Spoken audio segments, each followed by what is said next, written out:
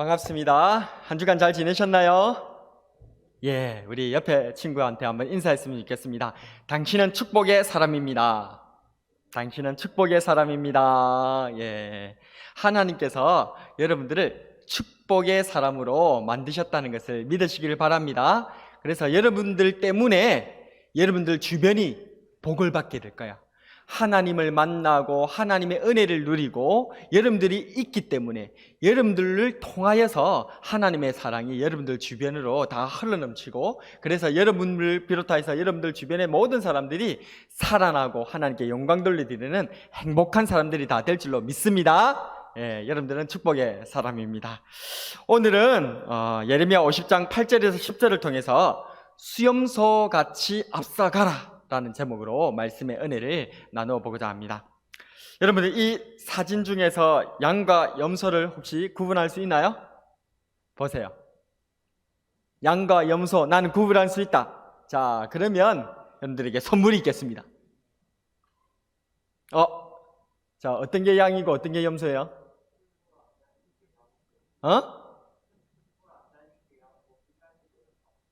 뿔 달린 게 염소다. 그러면 저기 어떤 게 어디가 염소예요?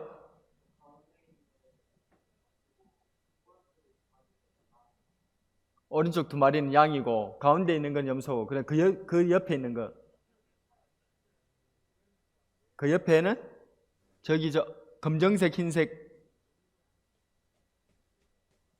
저건 양이에요, 염소예요? 양? 예, 정답입니다. 예, 선물 주세요. 예. 예, 첫 번째 그림은 좀 쉬웠죠? 예, 그렇습니다. 자, 보면서 일단 양과 염소는 염색체 숫자가 다릅니다. 양은 54개, 27쌍인데 비해서 염소는 60개, 30쌍 염색체 수를 가지고 있습니다. 그렇다고 해서 우리가 양과 염소를 구분할 때 딱 보고, 야, 이건 양이다, 이건 염소다, 염색체 수를 자 비교해보자, 이래가지고 양과 염소를 구분해낼 수는 없지 않겠어요? 그래서 우리가 그 모습으로 이렇게 봤었을 때 양과 염소의 특징이 좀 또 다르죠. 양은 몸집이 좀 어떻게 해요? 좀 복스럽죠. 근데 염소는 어때요? 염소는 날렵하고 날씬한,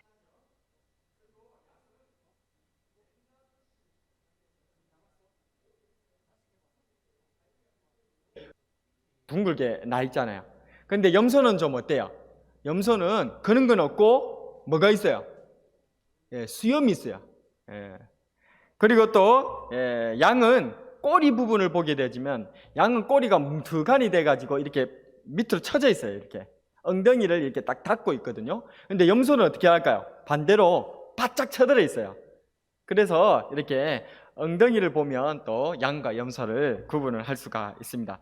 또 얼굴 생김새를 자세히 보면 또 다른데요. 양은 여기 윗입술 위에 인중이 있잖아요. 인중. 이 인중이, 양은 뚜렷해요. 그래가지고 이 인중이 이렇게 딱 있고 구분을 되어 있거든요. 근데 염소는 어떨까요? 염소는 그냥 붙어 있어요. 이 인중이 안 보여요. 그래서 코가 이렇게 있으면 코 밑에 그냥 입이 그냥 있는 거예요. 근데 양은 딱 인중이 이렇게 쫙 갈라져서 이렇게 나와 있어요. 그래서 우리가 양 그릴 때 입을 요렇게 그리잖아요. 예, 그건 이제 양이다 그 말이죠. 근데 뿔로서 구분을 할 수도 있는데, 근데 요즘 들어가지고 계속해서 우리가 양과 염소를 개량하다가 보니까 양들은 대체적으로 뿔이 많이 이렇게 없어지기도 했는데, 사실 양들도 뿔이 있어요. 그죠? 뿔이 많이 있기도 하고, 염소는 좀 뿔이 좀 더 뾰족하게 이렇게 앞으로 좀 나와 있는데, 양들은 이제 뿔이 좀 이렇게 구부정하게 이렇게 도는 그런 모습들을 볼 수가 있죠. 자, 그렇다면 이제 여러분들도 이제 양과 염소를 구분할 수 있을까요? 자, 여기서 사진 또 보여주세요. 예.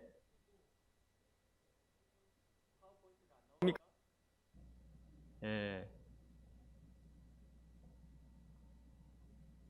퀴즈를 내려고 했는데 파워포인트가 제대로 또 안 되는가 봐요. 예. 그래서 양과 염소는 외모뿐만 아니라 성격과 행동에도 차이가 난다는 것입니다. 양은 천성이 온순해서, 저기 있네. 자, 그림 한번 봅시다. 자, 우리 방금 그림 띄워주세요. 자, 양과 염소는 각각 몇 마리일까요? 저기서 자, 염소 몇 마리인가 그것만 얘기하면 될 것 같습니다. 염소를 찾아보세요. 저 그림에서, 사진에서. 자, 맞출 수 있는 사람 빨리 손 들면 됩니다. 5, 4, 3, 2, 1, 땡!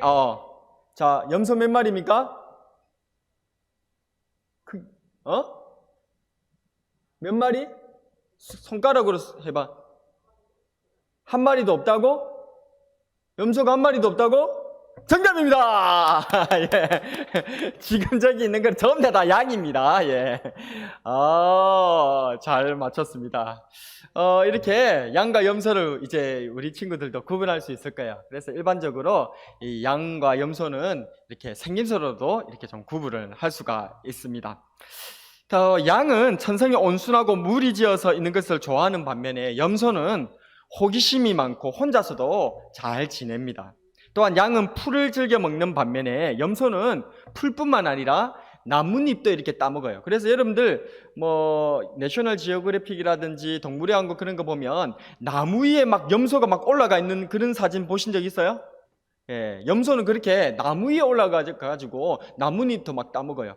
그리고 염소들 같은 경우에서 산에서 사는 그런 것들은 아주 절벽 같은데 깎아지는 절벽에도 막 올라가는 거 그런 것들도 보셨을 거예요. 그죠? 그래서 염소는 좀 도전적이고 그리고 진취적이고 뭔가 이렇게 독립적으로 행동하려고 하고 그런 모습들이 잘 나타납니다. 양과는 좀 성격이 좀 반대가 되어져 있죠. 자, 그렇다면 가축으로서 양과 염소 어떤 게 더 좋을까요? 양이 더 좋다. 예. 염소가 더 좋은 사람은 없습니까?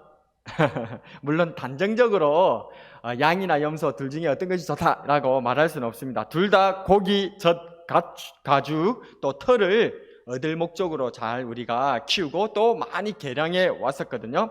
얼핏 생각하면 털 같은 경우는 그래도 적어도 양이 더 우수할 것 같아 보이잖아요. 그죠? 양이 털이 북슬북슬하니까. 그런데 사실은 우리가 고급 양털, 그런 또 고급 울, 그런 것으로 이렇게 얘기하고 있는 앙고라, 캐시미어 이런 거 들어보셨죠? 그건 굉장히 고급 양모거든요. 근데 우리가 양모라고 하지만 사실 그거는 양털일까요? 염소털일까요? 염소털입니다. 목사님도 이번에 공부하면서 알았어요.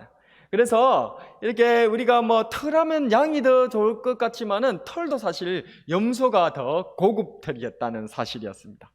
여러분, 양과 염소 중에서 어떤 것이 더 좋으세요? 여러분들 개인적으로, 자, 나는 양이 좋다, 염소가 좋다. 양이 좋은 사람. 양이 좋은 사람 좀 있습니다. 좋아요. 예, 손 들이고. 난 염소가 좋다. 염소가 좋은 사람, 있습니다. 예. 예. 양과 염소. 우리는 일반적으로 양이라고 하면 뭔가 온순하고 착하고 선하고 좋은 이미지를 갖고 있지만, 염소 이렇게 하면 뭔가 나쁘고 못됐고, 막 들이받고, 막 그런 어떤, 안 좋은 이미지, 그런 것들을 가지고 있잖아요. 성경에도 보면 마태복음 25장 32절 이후에 보면 우리 예수님께서 마지막 심판을 받는 사람들을 양과 염소라고 그렇게 구분 짓는 그런 모습들로서 비유하고 계셔요. 그래서 양의 무리에 있는 사람들은 의인이다라고 예수님께서 말씀하시고, 염소의 무리는 저 지옥으로 떨어져야 된다라고 하면서 죄인의 무리로 그렇게 예수님께서 표현하시는 그런 부분들이 있습니다. 그런데 이것은 예수님께서 양은 좋은 거고 염소는 나쁜 것이다, 이런 걸 얘기하려고 하시는 것이 아니에요. 이 비유에서 핵심은 무엇이냐면, 양과 염소가 평상시에는 둘 다 같이 섞여서 있다는 거예요. 그래서 이스라엘 백성들이 실제로 양과 염소를 키울 때 있잖아요. 같이 양은 양대로, 염소는 염소대로 그렇게 나눠서 키운 게 아니고 같이 섞어놓고 키워요. 그렇게 같이 그렇게 키우고 있다가 저녁이 되어져 가지고 해가 져서 이제 집으로 불러들이고 우리에 들일 때에 그때 양과 염소를 딱 구분합니다. 그러니까 낮 동안에는 같이 막 섞여서 같이 놀고 있다가 저녁이 돼서 우리에 들어갈 때만 염소 따로 양 따로 그렇게 구분한다는 거예요. 그런 것처럼 거기에 착안해서 예수님께서는 양과 염소라고 하는 의인과 악인들이 평상시에는 일반적으로 어떻게 되어 있다는 거예요? 이 세상을 살아갈 때 섞여서 살아간다는 거예요. 섞여서. 그런데 밤이 되어져서 해가 지면, 이제 이 심판의 날이 오게 되어지면 인생의 마지막 죽음이라고 하는 그 어둠이 찾아오게 될 때, 그때 마치 양과 염소를 각각 구분해서 나누는 것처럼 심판날이 오게 되는데, 그때는 의인과 죄인이 이렇게 구분된다. 그것을 예수님께서 이 양과 염소를 키우는 그런 장면들을 연상해서 비유로 우리들에게 말씀해 주시는 거예요. 그러니까 양이 좋고 염소가 악하다, 이는 의미에서 그 양과 염소 비유를 한 게 아니고요. 어쨌든 오늘 우리가 이렇게 양과 염소에 대해서 배우게 되는데요. 이 양과 염소, 이것을 시브리어, 이스라엘 백성들의 고유 언어에서는 이들을 양무리, 염소무리, 이것들을 같이 섞어서 하나의 단어로 쓰는데 째온이라는 단어를 씁니다. 한번 따라해볼까요? 째온이라고 하는 이 단어는 양의 무리, 염소의 무리, 그러니까 양이든 염소든 구분 안 하고 그냥 양염소들이 섞여있는 그 무리들을 그냥 째온이다라고 이스라엘 백성들은 얘기했다는 거예요. 그러니까 양들이 모여있거나 염소들이 모여있거나 아니면 같이 섞여있거나 구분하지 않고 이스라엘 백성들은 다 뭐라고 했다고요? 한 단어로 그냥 째온이라고 했다는 거예요. 그러니까 양염소를 그렇게 특별하게 우리가 양은 좋은 것, 염소는 악한 것, 이런 식으로 이스라엘 백성들을 구분을 했다 안 했다? 안 했다는 거예요. 그냥 같이 있었습니다. 먼저 양들은 서로 다른 특징들이 있는데 양들은 서로 이렇게 모입니다. 군집성이 있어요. 그래서 모이기를 좋아해가지고 막 같이 이렇게 모이는 거예요. 근데 모이면 좋긴 좋지만은 이 양들이 어리석어가지고 이 이스라엘 나라가 굉장히 사막 기후가 있어가지고 낮에는 태양열이 막 내리꽂잖아요. 그럴 때도 막 모이면 어떻게 돼요? 안 그래도 양들은 털이 많은데 그 털 많은 그 녀석들이 같이 자꾸 모이기를 좋아하니까 같이 막 모이면 이제 그 털들이 서로 엉키기도 하면서 안 그래도 더운데 서로 더 모여가지고 심지어는 그래가지고 죽기도 해요. 너무 더워가지고. 그런 일들이 막 벌어지거든요. 그런데 그 양들 사이에 염소를 갖다가 집어넣어 놓으면 이 염소들은 뿔이 있잖아요. 그래가지고 이 양들이 자기 주변에 이제 더운데 자꾸만 몰려들면 뿔로 들이박아요. 탁탁 받으면 이 양들이 몰려들다가 어떻게 되는 거예요? 염소가 받으니까 아프잖아요. 그러니까 모이다가 어떻게 될까요? 흩어지는, 좀 떨어지는 거예요. 그러니까 이 양들 사이에 염소를 끼워 넣어야 이 염소들이 저끼리 같이 너무 모이기를 좋아하다가 자기네들끼리 그렇게 같이 모이다가 이렇게 불행하게 당하는 그런 일들을 사전에 방어할 수가 있게 되는 거예요. 뿐만 아니라 이 양들은 아까 풀을 잘 뜯어먹는다고 했죠. 그래서 땅에 있는 풀들을 이렇게 뜯어먹거든요. 그러니까 양들은 땅에 있는 풀만 맨날 뜯어먹어요. 매매하면서. 그러다 보니까 이 땅에 있는 풀 뜯어먹고 그 풀이 다 없어지면 어떻게 될까요? 그러면 먹을 게 없으니까 풀의 뿌리조차도 다 뜯어먹어버리는 거예요. 여러분들 풀 뿌리까지 다 뜯어먹어버리면 나중에 풀이 거기서 자라야 안 자라요? 자라지 않겠죠? 그러면 점점 사막화가 더 진행이 되는 거예요. 그러니까 양을 많이 키우면 사막화가 진행되는 거예요. 그런데 거기에 염소를 같이 끼워 놓으면 염소는 아까 풀만을 안 먹고 또 뭐 더 먹는다고 했어요? 나뭇잎도 막 뜯어 먹는다고 했죠. 그래서 같은 풀이 있더라도 양은 그 풀에 집착을 해갖고 풀 뜯어먹고 그 뿌리까지 뜯어먹는 반면 염소는 그 위에 잎사귀만 쏙 뜯어먹는 거야.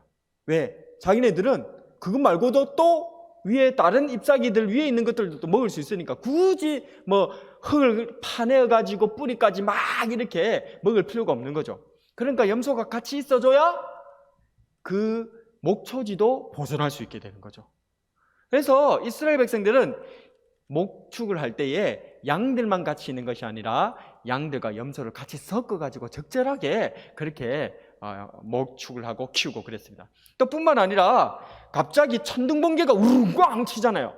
그러면 이 양들은 어찌할 바를 몰라가지고 매매 하면서 막 들여서 떨다가 어디로 오는 줄 알아요? 이 염소 옆으로 막 찾아오는 거예요. 왜냐하면 이 염소들은 그렇게 겁을 별로 안 내거든요. 그래서 두려움이 별로 없기 때문에 천둥번개가 쳐도 어연하게 그냥 이렇게 매 하고 가만히 있거든요. 그러니까 그 염소가 어연하게 있으니까 거기 안정감을 누리고 이 양들이 두려워가지고 누구 주변에 온다고요? 염소 주변에 와가지고 안정을 누리는 거예요. 그러니까 이런 모습들이 염소들에게 있더라는 거죠. 뿐만 아니라 심지어 이런 일들도 있어요. 양들 같은 경우에서는 무리를 지어서 가긴 가는데 얘네들은 모험심이 없거든요. 그래서 뭔가 갑자기 나쁜 일이라든지 당황스러운 일들이 생기면 거기서 혼란을 빚어져 가지고 어떻게 돌파를 하지 못해요. 가령 예를 들어서 목자가 이 양들과 염소들을 데리고 떼를 가지고 이제 길을 떠나는 거죠. 다른 목초지를 향해서 갈 수가 있잖아요, 이동을. 그러다 보면 길이 이렇게 우리가 오늘날의 길들과 같이 이렇게 똑바로 잘 이어져 있으면 상관이 없는데, 뭐 산길이고 들길이다 보니까 길이 끊어져 있을 수도 있잖아요. 그러면 양들은 가다가 멈춰버려. 길이 끊어졌으니까. 이거 어떻게 해야 될지를 몰라가지고 꼼짝 못하고 거기서 또 매매거리고 또 거기에 패닉 상태에 빠지는 거예요. 그런데 그 사이에 염소는 어떻게 할까요? 염소는 길이 딱 끊어지면 그 옆에 길로 폴짝 뛰어서 넘어가 버려요. 그럼 염소가 탁 폴짝 뛰어서 먼저 넘어가잖아요. 그제서야 양들이 폴짝폴짝 뛰어서 따라오는 거예요. 그래갖고 그 길을 계속해서 갈 수 있어요. 그러니까 이렇게 보면 이 염소는 사실 목자를 대신해서 이 양들의 우두머리, 지도자격이라는 것을 알 수가 있습니다. 그러니까 양들은 온순하고 뭐 잘 따르고 무리를 뭉치고 그런 부분에서는 아주 장점이 있는 반면 어떤 문제가 생기면 혼란에 빠지고 패닉에 빠지는데, 이 염소는 뭔가 과단성이 있고 모험심이 있고 또 지도력이 있어서 앞장서 나가는 그런 것들을 굉장히 좋아한다는 거죠. 그러니까 이 염소가 이 양들 사이에 같이 끼어 있어서 양들이 패닉에 빠지지 아니하고 그 양들이 올바로 길들을 갈 수 있고 그런 여러 가지 문제들을 해결할 수 있도록 이 염소들이 그렇게 잘 인도를 해주더라는 거예요. 그래서 이스라엘의 목자들은 양과 염소를 3대 1 정도로 그렇게 같이 섞어서 그렇게 목축을 했다고 합니다. 그래서 양이 3마리 정도 있으면 염소 1마리를 같이 섞어 놓는 거죠. 그래가지고 그 무리가 안전하게 잘 그렇게 성장할 수 있도록. 그래서 양과 염소는 서로 나쁘고 좋고 선과 악으로 대별되는 존재들이 아니라 서로 상보적, 서로 단점을 보완하고 장점들을 극대화시키는 그런 존재들이라는 것을 우리가 알 수가 있는 것이죠. 그래서 오늘 말씀에도 이렇게 보게 되어지면 이 염소의 이러한 지도력과 리더십을 하나님께서는 예레미야 선지자를 통해서 본받으라 라고 말씀을 하고 있어요. 8절, 여러분들 우리 큐티책에도 있고 앞에도 나오는데요, 8절을 같이 한번 읽어보겠습니다. 시작. 너희는 바벨론 가운데에서 도망하라. 갈대아 사람의 땅에서 나오라. 양떼에 앞서가는 수렴소 같이 하라. 아멘. 하나님께서 유다인들에게 무엇을 본받으라고, 무엇같이 되라고 지금 말씀하고 계시죠? 무엇같이 되라고 얘기하셨어요? 수염소같이 되라라고 말씀하고 있죠. 굉장히 의외잖아요. 우리는 일반적으로 수염소라고 하면 뭔가 좀 안 좋은 이미지, 뭐 악당의 그런 어떤 느낌들이 물씬 풍기는데, 지금 예레미야 선지자를 통해서 하나님께서는 유다 백성이 뭐가 되었으면 좋겠다? 수염소같이 행동하라 라고 말씀을 하고 있다는 것입니다. 수염소같이 행동하라. 뭐라고요? 저 심판받는 바벨론에서 양떼에 앞서서 이끌어내는 수염소와 같은 리더십을 발휘해라 라고 말씀을 하셨다는 거예요. 하나님께서는 바벨론을 심판하겠다고 말씀하십니다. 9절과 10절에 보게 되어지면, 보라, 내가 큰 민족의 무리를 북쪽에서 올라오게 하며 바벨론을 대항하게 하리니 그들이 대열을 벌이고 쳐서 정복할 것이라.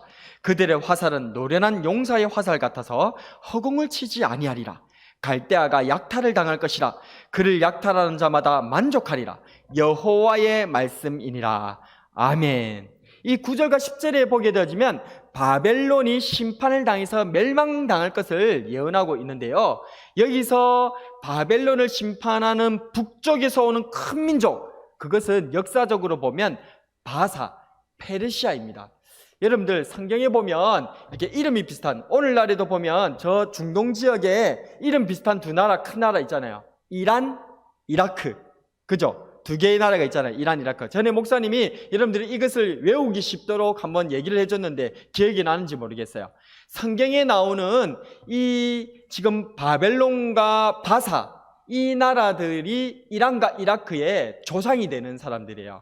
그러니까 그렇다면 이란은 누구의 후예일까요? 자, 바벨론과 바사 중에 이란은 누구의 후예일까요? 이라크는 쉽게 외울 수 있습니다. 혹시 정답이요? 맞아요. 정답 맞는데 어떻게 외우면 될까요? 전에 목사님 얘기해줬죠? 맞아요. 기억하고 있네. 선물 하나 주십시오. 선물 하나 나중에 받아가시고, 바로 두 글자는 두 글자, 세 글자는 세 글자로 외우면 돼요. 바사는 몇 글자요? 두 글자니까 바사는 나중에 뭐가 되는 거야? 뭐가 되죠? 이란이 되는 거예요. 이란. 그 다음에 바벨론은 세 글자잖아요. 그러니까 오늘날에 뭐가 된 거예요? 이라크가 된 거예요. 그래서 두 글자는 두 글자, 세 글자는 세 글자 이렇게 생각하면 돼요. 바사는 물론 페르시아를 바사라고 합니다. 물론 네 글자이긴 한데 정확하게 하면 성경적으로는 바사 이렇게 되어 있으니까요. 근데 또 하나 상식이 있어요. 이거는 목사님이 최근에 알게 된 건데요. 유튜브를 보다가 여러분들 이란 사람들이 아랍 사람일까요? 아닐까요? 이란 사람은 아랍 사람이 아닙니다. 이라크 사람들이 아랍 사람들입니다. 그러니까 우리가 이란 사람들에게 아랍 사람이다 이렇게 하면 이란 사람들은 굉장히 화를 냅니다. 모욕을 당하는 것 같이 느낍니다. 가령 예를 들어서 우리 보고 다른 나라 사람들이 유럽인들이 야 일본인이냐? 이렇게 물어보면 우리 화나잖아요. 그런 것과 같이 이란 사람한테 너희들 아랍 사람이지 이렇게 얘기하면 굉장히 자존심 상하고 화를 낸다는 거예요. 아까 보시다시피 이란과 이라크, 이 바벨론과 바사는 서로 다른 족속들이에요. 그렇기 때문에 이란이라고 하는 이 페르시아 민족들은 아랍 족속이 아니에요. 그냥 페르시아 민족이에요. 자기네들은 다른 민족이라고 그렇게 생각하고 있습니다. 요거는 상식적으로 알고 있으면 되겠습니다. 어쨌든 다시 돌아와서 지금 북쪽에 있었던 그런 민족들을 통하여서 하나님께서는 바벨론을 심판하시겠다라고 말씀하고 있는데 이 북쪽에서 내려오는 이 민족들이 바로 누구냐면 이 바사, 페르시아입니다. 이 페르시아를 통하여서 이 바벨론이 이제는 멸망을 당하게 되는 거죠. 근데 여기서 오늘 또 10절에 보면 갈대아가 약탈을 당할 것이다. 갈대아라고 하는 이 말은 바벨론 사람들을 또 다른 표현을 할 때 갈대아인이다 라고 성경은 말하고 있어요. 그러니까 갈대아와 바벨론은 같은 말이다 라고 생각하면 되겠습니다. 어쨌든 하나님께서는 이렇게 북쪽의 강력한 민족인 이 바사, 페르시아 민족들을 쳐들어오게 해서 이제는 이 바벨론을 심판하겠다는 거예요. 그들이 활을 쏘면 그 화살이 하나도 빗나가지 아니하고 다 바벨론 사람들을 쳐서 맞추어서 명중시켜서 그렇게 공격을 당하게 되어지고 그들은 약탈을 당해서 모든 바사 페르시아 사람들이 만족할 만큼 크게 바벨론을 완전히 약탈하고 멸망시켜 버릴 것이다 라고 하나님께서는 예언하신 거죠. 그러니까 이때 당시에 바벨론이라고 하는 이 나라는 전 세계를 통일했던, 전 세계를 다 굴복시켰던 강력한 초강대국인데, 그래서 이 바벨론에 의해서 이스라엘, 유다 다 멸망당하고 주변에 있는 나라들까지도 전부 다 복속을 당했는데, 그런데 하나님께서는 이 바벨론이 이제는 그보다 더 강한 나라인 바사에 의해서 심판을 당하고 멸망을 당한다는 거예요. 바사에서 심판을 당하고 멸망을 당하게 됐을 때 이 바벨론이 그대로 가만히 있으면 이제 멸망당하니까 바벨론 안에 이스라엘과 유다 하나님 백성들이 가만히 남아있으면 어떻게 되는 거예요? 바벨론이 멸망당할 때 같이 멸망당하잖아요. 그래서 하나님께서는 예레미야 선지자를 통해서 말씀하신 거예요.